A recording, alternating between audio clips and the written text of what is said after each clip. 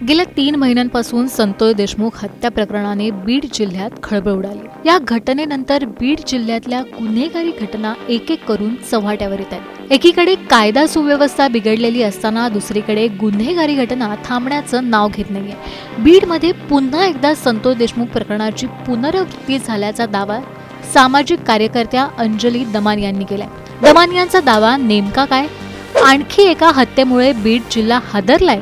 बीडमध्ये संतोष देशमुख हत्या प्रकरणाची पुनरावृत्ती झाली आहे। या सर्व प्रश्नांची उत्तरे या व्हिडिओतून जाणून घेऊया। त्यासाठी हा व्हिडिओ शेवटपर्यंत पाहत राहा आणि टाइम्स नाऊ मराठीला फॉलो आणि सबस्क्राइब करायला विसरू नका।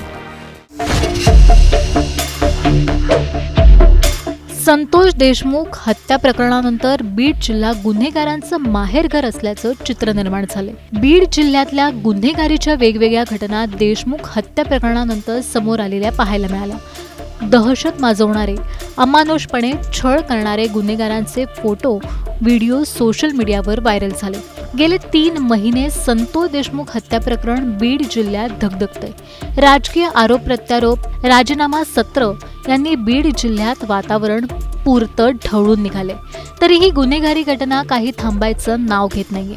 आधी वाल्मिक कराड आणि नंतर सतीश भोसले उर्फ खोक्याच्या दहशतीचे व्हिडिओ समोर आले। आता कराड गँग आणि खोक्या दोघेही तुरुंगाची हवा खातायत। पण पुन्हा एका हत्येच्या घटनेने बीड जिल्हा हादरून गेलाय। सामाजिक कार्यकर्त्या अंजली दमानिया यांनी या हत्येला वाचा फोडली। 25 वर्षाचा विकास बनसोडे आष्टी तालुक्यातील पिंपरी घुमरी गावातल्या बाबासाहेब क्षीरसागर यांच्याकडे कामाला होता। विकास हा मूळचा जालना जिल्ह्यातला राहणारा। क्षीरसागर यांच्याकडे विकास ट्रक ड्रायव्हर म्हणून 4 वर्षापासून काम करत होता। गेल्या 2 दिवसांपासून विकास गायब होता। विकासचे हाल करून मारण्याचा आरोप त्याच्या नातेवाईकांनी केलाय। मृत विकास ज्यांच्याकडे कामाला होता त्यांनीच विकासला 2 दिवस घरात डांबून ठेवलं आणि अमानुषपणे मारहाण केल्याचा आरोप आहे। याच मारहाणीत विकासचा मृत्यू झाल्याचं बोललं जातंय। अल्पवयीन मुलीसोबत प्रेमसंबंध असल्याच्या संशयातून विकासला अमानुष मारहाण झाल्याचं सांगितलं जातंय।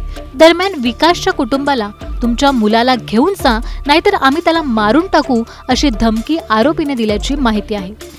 धमकी मिळताच विकासच्या कुटुंबाने एका आरोग्य केंद्रात धाव घेतली, पण त्याआधीच विकासचा मृत्यू झाल्याचं नातेवाईकांचं म्हणणं आहे। विकासच्या अंगावर मारहाणीचे बळ असल्याची माहिती नातेवाईकांकडून मिळते।